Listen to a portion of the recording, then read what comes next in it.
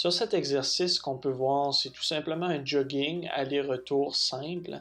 Faire attention pour être contracté légèrement des abdominaux, avoir une bonne posture et un bon alignement des jambes fait en sorte qu'on diminue le risque de blessure.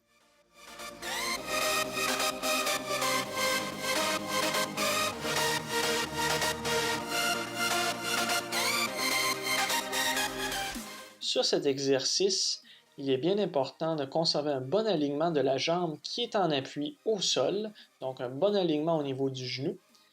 Également, la hanche qui fait le mouvement vers l'extérieur, donc on soulève la jambe vers l'avant et on l'apporte vers l'extérieur en ouvrant vers l'extérieur.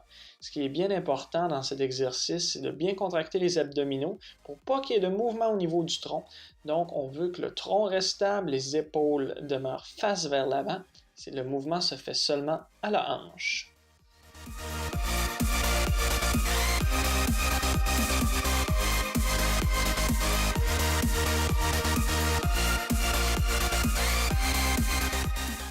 Pour cet exercice, comme celui précédent, nous voulons conserver un bon alignement au niveau de la jambe qui demeure en appui au sol, donc un bon alignement au niveau du genou par rapport au pied.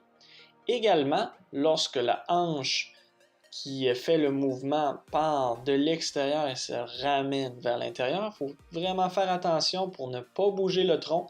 Donc le tronc reste stable avec les abdominaux engagés et les épaules qui font face toujours vers l'avant.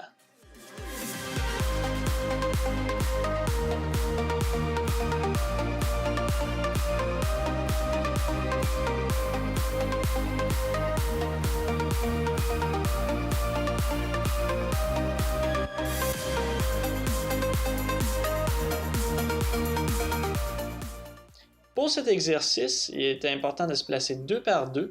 Ce que vous allez faire, c'est des pas chassés vers le centre, tourner en cercle autour de vous et retourner en pas chassé vers votre cône pour ensuite accélérer en jogging au cône suivant et répéter la séquence. Il est important, avant de débuter, de vraiment choisir qui va débuter à passer vers l'avant et qui va passer vers l'arrière, dans le but que l'exercice soit plus fluide.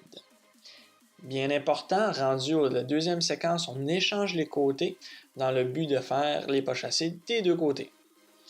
Quand vous faites l'exercice, c'est également important de prendre conscience de la position des genoux pour qu'ils soient stables, mais également des abdominaux engagés pour garder le tronc stable, ainsi que le menton légèrement rentré. Les épaules devraient toujours faire face vers l'avant, ainsi que les hanches pendant toute la durée de l'exercice.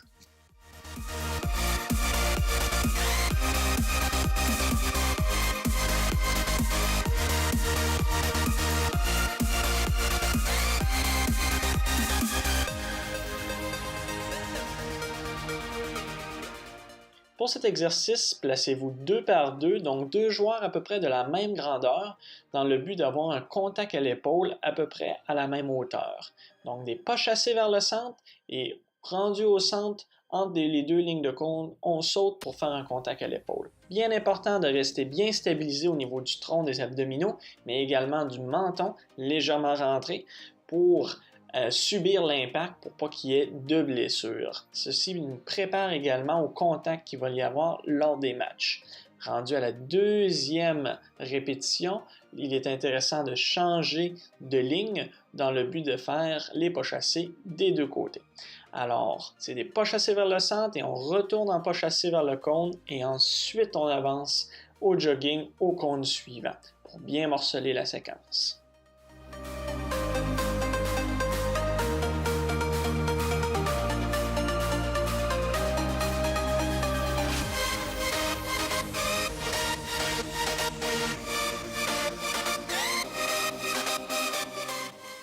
Pour cet exercice, il est vraiment important de conserver un très bon alignement des jambes lors des accélérations, décélérations, mais aussi des changements de direction.